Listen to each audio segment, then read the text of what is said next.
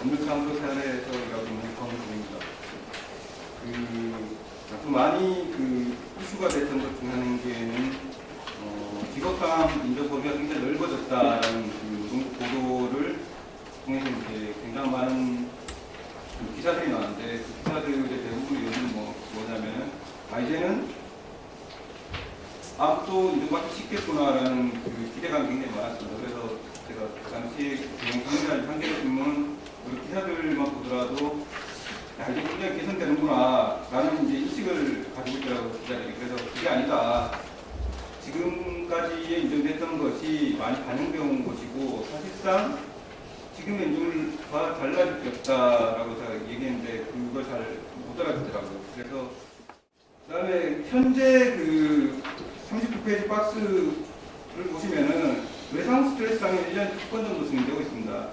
대부분의 노동자들이 힘들어하고 있는 것은 우울증이라든지 저동장애라든지 공황장애, 특히 이제 수면장애라는 정신질환이 많습니다. 따라서 그러한 실제로 많이 일어나는 질환에 대해서 고려가 되어 있어야 되는데 지금 그러한 고려가 안 되어 있고 이러한 폭넓은 정신질환들을 산재 승인을 받기 위한 포괄 규정이 오히려 더 중요한 게 아닌가라는 생각이 듭니다.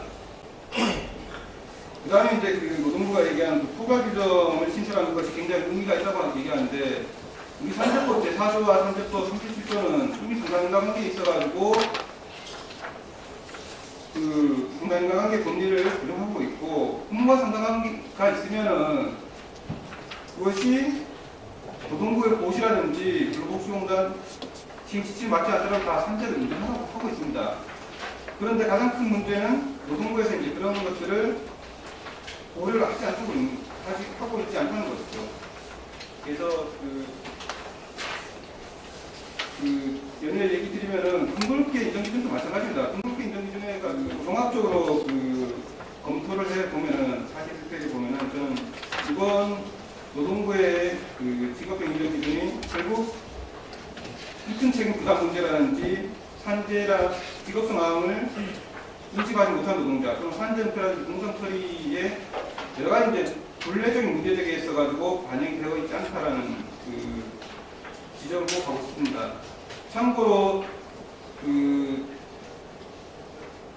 입증 책임 문제는 이미 법원에서 어느 정도 정리가 되어 있습니다.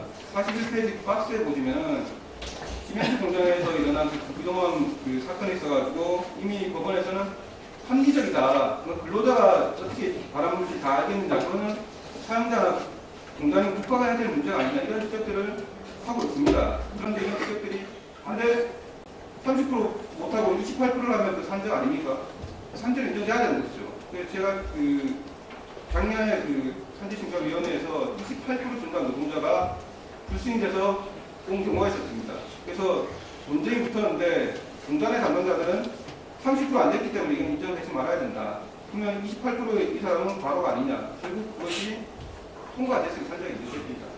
지금의 노동부와 공단은 이제 하나의 판단 기준을 제한적인 이제 결과 기준으로 해석하기 때문에 많은 노동자들이 피해를 보고 있는 것입니다. 아울러 더 얘기하고 싶은데 결국에는 직업성 알바인 직업성 질병은 결국 의학적인 판단 문제로 규결되고 있습니다. 그러나 산재법상 가능한 것은 이제 의학적으로 이것이 산재냐 아니냐에 대한 판단이 아니고 법률상 이게 산재냐 아니냐에 대한 판단으로 가야 됩니다. 그래서 지금 직업상 산재 신청하면은 산업안전보건연구원에서 외부를 위탁을 해서 이제 역학조사를 하고 있는데 저는 이 역학조사가 굉장히 과학적이고 신뢰할 만하다 이렇게 생각하지 않습니다. 왜냐하면 저희가 많은 사건 통해서 역학조사 문제점들이 굉장히 많이 봤기 때문입니다. 제2주제로 넘어가도록 하겠습니다. 제2주제는 업무상 질병 판정위원회의 문제점과 개선 방안에 대해서 김몽상 공사께서 안녕하십니까, 김몽상입니다. 업무상 질병 판정위원회는 이제 2008년 7월 1일에 도입이 됐는데요. 그 이후에 이제 노사정이 많은 논의를 통해서 그동안 이제 개정도 많이 하고 많은 TF까지 꾸려가지고 그동안 자문 노력을 많이 해왔는데요. 그럼에도 불구하고 이제 판정위원회에서 내심의 관계의 불수익률을 앞에서 최재정 공사님이나 권동현 선생님 판정위원회 설치되고 나서 불수익률이 뭐 20%, 30%씩 증가되고 있었다는 거죠. 그래서 그 설치 운영에 대해서 그 제도에 대한 불신이 좀 크게 되고 있는 실정이었는데요. 이러한 불신을 이제 최소화하고 업무상 질병 기준에 대한 개선에 인정 기준을 판정에서 합리적으로 개선하기 위해서 산재보험 제도 개선 TFT 논의 결과 4차 개정까지 이루어졌고요. 현행 판정위원회 운영 규정을 두고 있습니다. 4차 개정의 요지는 그 박스에 이제 들어가 있는 것처럼 질병별 부분 심의로 판정위의 전문성을 확보하고 판정위원회 심의 시에 직업환경의학 전문의를 참여한다는 것이 주요 내용이었습니다. 그래서 과거 판정위원회 내용들을 보면 업무 관련성 판단에 있어서 이제 전문과목 전문의에 의존해서 업무 관련성을 판단했습니다. 직업과 질병의 관련성을 연구하는 전문의가 아니고 그 진단과 치료를 하는 전문가겠죠. 거기에 비춰본다면 즉 비전문가를 통해서 업무 관련성을 평가받고 결정을 하였던 것입니다. 이러한 과거 운영에 비춰본다면 현재 운영 규정은 판정위원회의 전문성과 객관성을 담보하기 위해서 진일보하였다고 보입니다. 그럼에도 불구하고 아직까지 판정위의 문제점을 다각적으로 문제하는 것이 있고 이러한 문제점에 대해서 그런 문제점이 무엇이고 그 개선 방안은 어떻게 개선해야 되는지에 대해서 한번 살펴보도록 하겠습니다. 제도상의 문제점하고 개선 방안을 좀 살펴볼 건데요. 판정위원회 위원회 구성은 위원장이 지정하는 위원 6인으로 구성하도록 되어 있습니다. 이때 전문의와 직업환경 전문의를 각각 2인씩 지정하도록 규정하고 있고요. 위에서 언급한 것처럼 이러한 제도는 4차 개정에서 논의되어서 개정된 것입니다. 그래서 직업환경 전문의 2인 이상 참여는 참 바람직한 제도가 아니랄 수 없는데요. 이 규정에 비추어서 법률 전문가 2인 이상이 지정이 요구된다고 보여집니다. 산재법상 업무 관련 상담인과 관계는 쭉 우리가 대법원 판례에서 아니면 그동안 판례에서 쭉 보시면 아시다시피 의학적으로만 판단해서는 될 문제는 아닙니다. 판례 상담인과 관계는 의학적, 자연, 과학적 명백한 이점을 요하지 않고 사회 통념적인 인과관계를 중요한 판단 기준으로 하기 때문입니다. 따라서 운영 규정의 전문의와 직업환경 전문가 2인 이상 지정과 같이 법률 전문가 2인 이상을 지정을 하는 것이 바람직하다고 보입니다. 즉 전문의의 상병을 확정해주고 직업환경 전문가가 관련성을 평가하고 법률 전문가가 법률 적용의 심의회의로 이루어진다면 판정위원회는 보다 더 합리적이고 전문적인 위원으로 거듭날 것으로 판단이 됩니다. 그 다음에는 그 위원들의 공통된 어떤 교육 프로그램이 추진됐으면 하는 바람인데요. 그 업무 관련성 평가에 있어서 상담인과 관계를 판단하는 기준은 개인마다 조금씩 다 다를 수밖에 없습니다. 그 개인들이 살아온 환경이라든지 가치관, 어떤 시대적 배경에 따라서 영향을 줄 수밖에 없다는 거죠. 그래서 이러한 인식들 차이를 줄이기 위해서 어떤 공통의 교육 프로그램이 요구된다는 겁니다. 뭐 신규 프로그램이든 정기적인 프로그램들을 통해서 그러한 위원들의 인식의 차이를 줄이고 어떤 장기적으로 이제 위원들이 장기적으로 가면 산재보상 소정의 교육을 이수해서 독립적인 전문가로 인정될 수 있는 그런 제도들이 필요하다는 것이죠. 뭐 노동위원회 같은 경우도 보면 이런 워크숍이라든지 이런 것들을 통해서 많은 논의들을 하고 있는 것으로 보입니다. 운영상의 문제점을 또 한두 가지 정도 보실 텐데요. 첫 번째 보시면 심의회의 시 지정된 위원회 공개라고 하나 보시면 좋을 것 같습니다. 지금 무슨 말씀이냐면 판정위원회 심의회의 시 당회의에서 참석하는 위원들의 공개는 명단을 지금 비공개로 하고 있는데요. 어떤 규정에 의해서 이제 비공개로 하는지는 잘 알 수는 없습니다. 대부분에 보면 사법부 같은 경우는 우리가 홈페이지를 통해서 뭐 담당 판사의 명단을 알 수 있다든지 통해서 확인할 수 있고 노동위원회 같은 경우도 신문회 일정 전에 뭐 일주일 전에 5일 전 이렇게 전에 당사자에게 위원회 명단을 공개합니다. 그렇게 해서 이제 노동위원회 같은 경우는 신청인에게 기피 신청을 할 수 있음을 서면으로 고지해주고 그 다음에 위원으로 지정된 자 중에서 공정성을 해칠 우려가 있는 자에 대해서 기피 신청을 할 수 있도록 이렇게 운영하고 있습니다. 따라서 판정위원회에서도 당사자 기피 신청을 할 수 있도록 서면 통지 의무를 좀 부과하고 그 다음에 위원으로 지정된 자 중에서 기피 신청을 할 수 있도록 당사자에게 위원회 명단을 공개하는 것이 바람직하다고 생각합니다. 신청인들 중에서는 우리가 기피 신청을 할 수 있는지 없는지 여부도 모르시는 분들이 상당수 있기 때문이라고 판단됩니다. 그 다음에 심의학 네, 안녕하십니까. 박진호 노무사입니다. 오늘 우리 토론 주제가 산재보험 업무상 최고보상 질병 인정 기준 개정안에 대한 평가 토론인데요. 갑자기 이제 최고보상, 최저보상 기준 내용이 나왔습니다. 좀 이상하죠. 그런데 이제 이 이상한 것들이 근본 우리 선제법 시행령 입법 예고안에 포함이 되어 있습니다. 그리고 그 내용을 봤더니 내용 또한 이상합니다. 이상하고요. 그리고 근데 이제 2008년 7월 1일 이후에 지금까지 오면서 이런 이상한 것들이 처음이었느냐, 한두 번이 아니었다는 게 더 큰 문제입니다. 그래서 이하에서는 좀 만약에 이제 개정안에서 기준금액 부분에 대한 언급이 없었다면 또다시 이제 이전 주천이나 마찬가지로 그냥 넘어갔을 것입니다. 우리 사실 산재 근로자들이나 국민들이 기준금액 그 복잡한 전전년도 7월 1일부터 지난년 6월 30일까지 뭐 그렇게 해서 그 계산해보는 일은 거의 없습니다. 그리고 법의 위임에 의해 발표되는 노동부, 고용노동부 고시 그대로를 무한정 신뢰하는 것이 일반적입니다. 이러한 점에서 근본에는 이전 두 차례와는 달리 불합리한 점을 인지하고 시행령을 개정하려 했다는 점은 다행입니다. 다만 그 방향이 좀 잘못된 것 같습니다. 정리하자면 우리 최저보상기준, 최고보상기준은 우리 대표적인 사회보험 원리고 말씀드렸다시피 곧바로 근로자의 그 보험급여의 크기를 좌우하는 기준입니다. 우리 그러한 기준을 산재보험법에서는 2008년 당시 정부 개정할 때 노사정 합의를 통해서 마련했고 그 합의에 기초 대입하는 사업체 노동력 조사를 사용하기로 했습니다. 5인 이상 그 사업체 노동력 조사가 성형 근로자 사업체 노동력 조사를 사용하기로 했고 그것을 몇 배수로 이렇게 하자라고 정했고 그 배수를 1.8배 2분의 1 이렇게 정했습니다. 그렇다면 그 1.8배 2분의 1 하기 전에 그 값은 불변해야 하는 것이 당연한 것입니다. 만약에 그 불가피한 사정이 있다. 그래서 변경해야 된다면 당연히 뒤에 값 1.8배 2분의 1 이것도 따라서 변경이 되어야 되는 것이 맞습니다. 옳습니다. 그럼에도 이제 이와 같은 원칙이 지켜지지 않은 채 단순히 기준금액 유지하는 그 소극적인 규칙 제정만으로는 좀 불합리한 점이 많습니다. 그래서 그건 시행령 개정안이 기준금액 부분은 제고되어야 하는 마땅하다고 생각합니다. 이상입니다.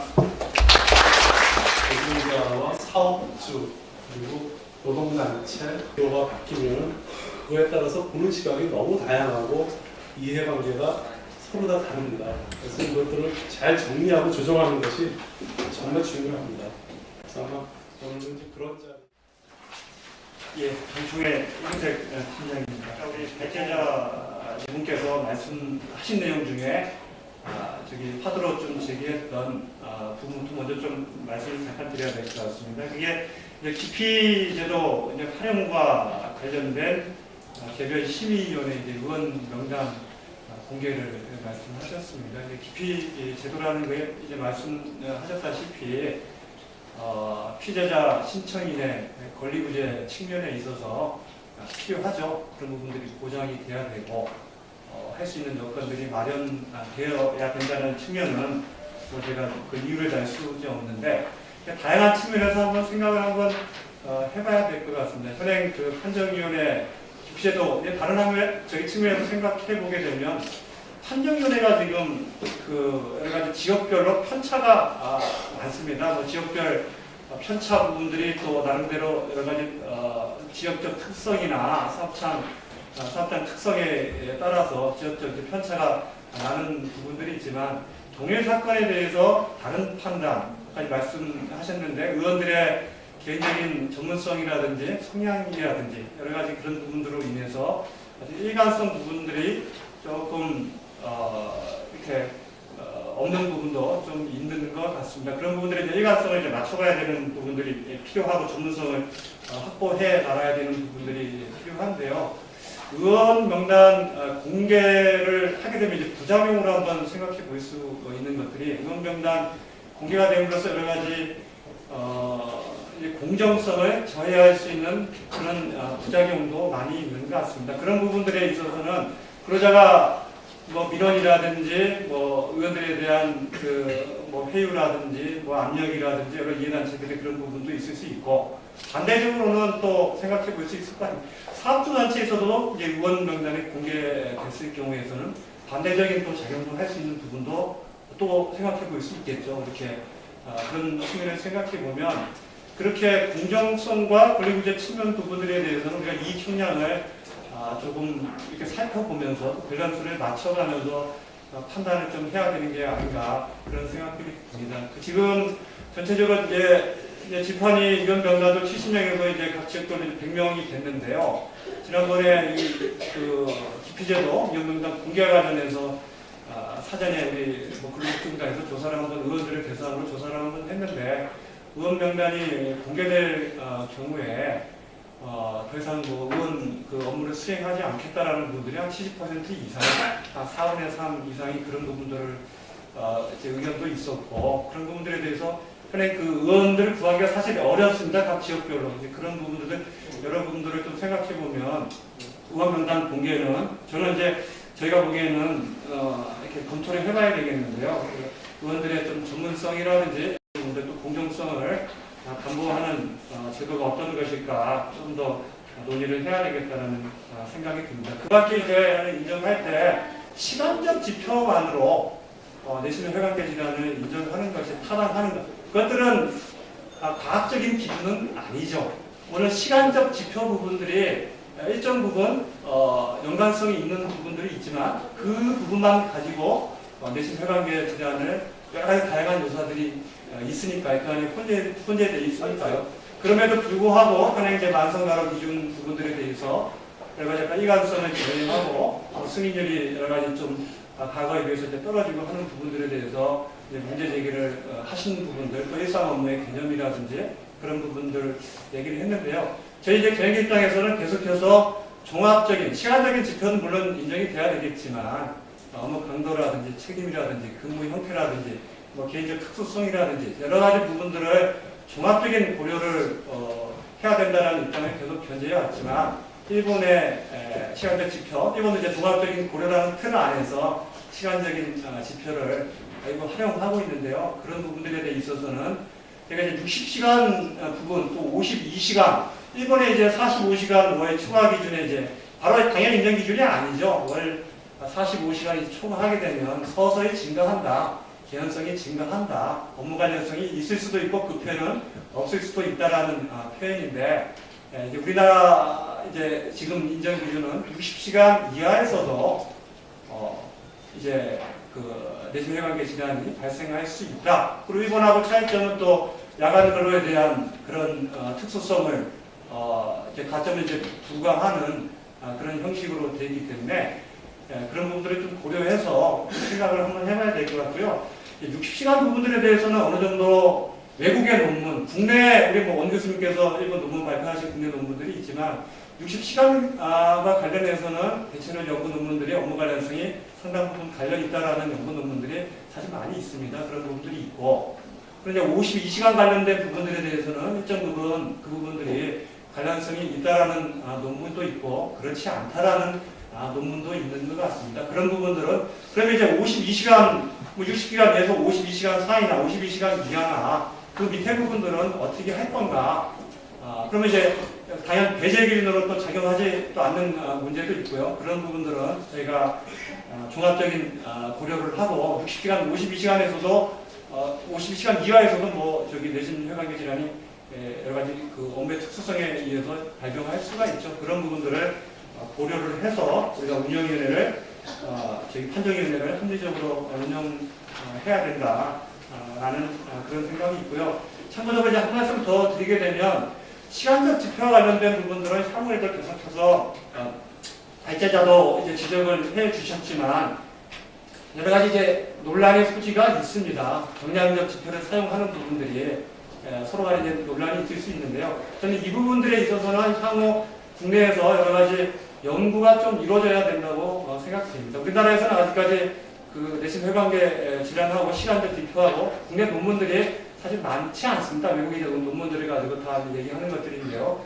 우리나라 실태에 맞는 근로시간 이런 부분들도 앞으로 연구를 해서 계속해서 인정 기준에 좀 반영해 나가는 것들이 필요하지 않은가 그런 생각을 인정 기준을 잡아나가는 데 있어서 필요한 부분들이 있는데요. 그러니까 인프라 부분들이 많이 갖춰져야 될 것 같습니다. 이제 최근 이제 노동계에서 이제 집단 산재 신청도 있고요. 그 다음에 우리 인정 기준이 조금 확대되고 홍보가 되면서 여러 가지 이제 암이라든지 신청 부분들이 좀 늘어날 것으로 생각이 되는데요. 네, 그런 경우에는 아까 말씀드린 대로 우리 역학조사라든지 또 근로복지분야에서 판정을 하는 그런 부분들에 대해서 우리가 조금 인프라를 좀 갖추고 그런 부분들에 대해서 조금 그런 것들이 필요하다고 생각되고요. 이제 두 번째로는 이제 이게 보상과 기준 관련된 기준을 떠나서 새로운 이제 유해 인자가 확충이 되고 이런 부분들이 있으면 결국에는 그러니까 환자들이 발생하고 보상해 주는 것도 중요하지만 예방과 관련된 우리 지금 안전공단에서도 뭐 직업건강실장님도 지금 와 계신 것 같고 공단에서 이제 와 계신 것 같은데 새롭게 규정된 인자에 대해서 어떻게 이제 실제 사업장에 있는 환자들을 또 줄여나가고 예방하는 측면도 많이 중요하기 때문에 이런 부분들에 대해서 새로운 인자에 대해서 사업장에서 어떻게 또 관리하고 근로자하고 협력해서 이런 부분들을 어떻게 또 조치해야 될 건가 하는 부분들은 관련 뭐 매뉴얼이라든지 그런 부분들을 많이 해서 산재를 좀 줄여나가는 그런 것들이 필요하지 않는가 그런 생각이 듭니다. 예, 이상으로 프로그램 마치도록 하겠습니다.